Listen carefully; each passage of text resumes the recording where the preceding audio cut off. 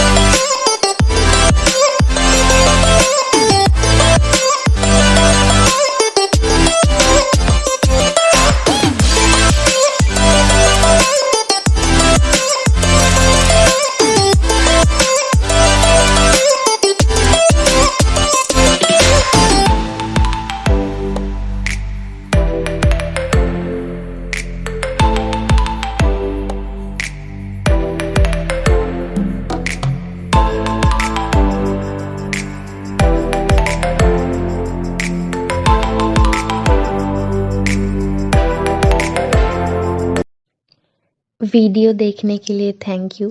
अगर आपको ये वीडियो पसंद आई और आपको हेल्पफुल हुई तो please like share and subscribe. तब तक के लिए take care, stay tune, bye bye.